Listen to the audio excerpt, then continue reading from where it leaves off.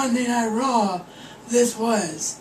I was never planning on doing back-to-back wrestling videos, but because I don't want Razman Wrestling, I want it just to be a video series now that it's on the Razman's Reality channel, and I don't want it to dominate. I want to make it once or twice a week so I can still do my entertainment stuff. But man, when I saw this Raw, I was like, there is no waiting involved. This video has got to go up now. Man. Okay, first things first, I have to quickly apologize if the camera's at somewhat of a weird angle. If you missed my video that I did from way back when, my tripod has a loose piece in it, and sometimes it doesn't always set the camera straight, so try to bear with me if that's the case right now, because it's looking on my end like it might be. But man, okay, so Raw opens up with the WWE Championship match, the finals from the tournament last week between Rey Mysterio and The Miz. Heck of a match. Freaking fantastic match. Pay-per-view quality match. Rey Mysterio wins, and Rey Mysterio is your new WWE Champion.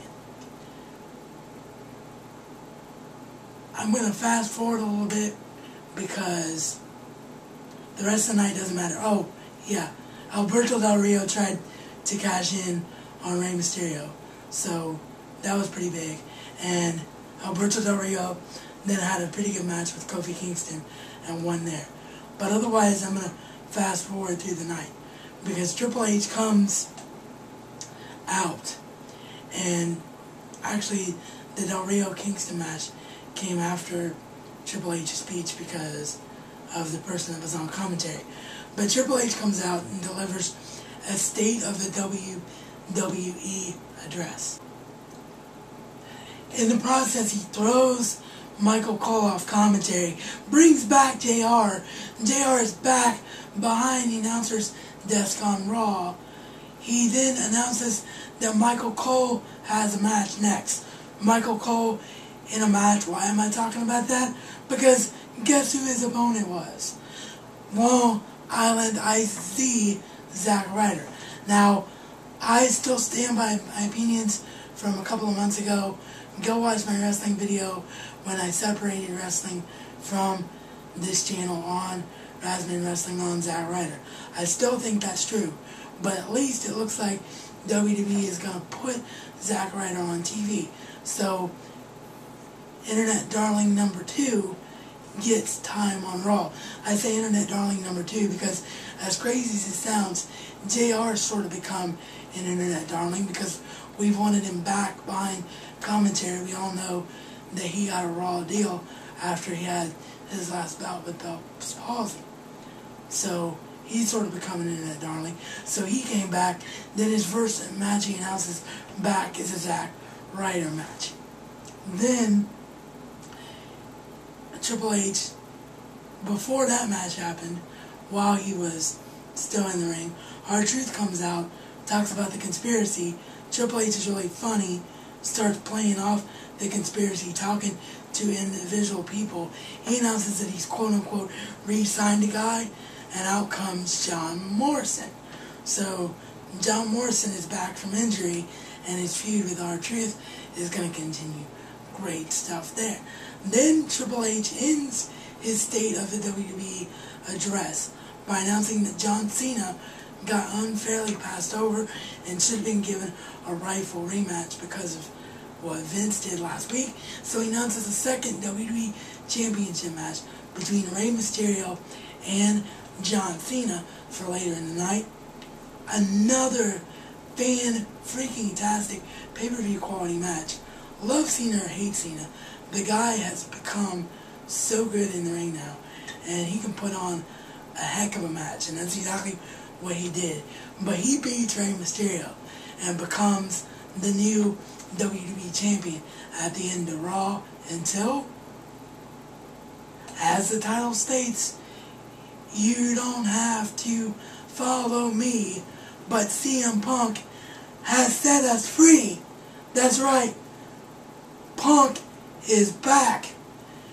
And not only is he back, but he comes out to Living Color's Cult to Personality, who, for those that don't know, is his old Ring of Honor theme from when he first started. When CM Punk got on the map as the best in the world, it was in Ring of Honor. So WWE has continued just to give us the absolutely perfect storyline. Sorry everyone for the abrupt switch to my web camera here. My HD cam died and I did recharge it fully and did finish this video off with it, but in my haste to finish the video before it would die again, I actually wasn't back far enough and my head was completely cut off on camera. So I realized I couldn't use it, so I apologize. This will never ever happen again with two cameras and one video like this.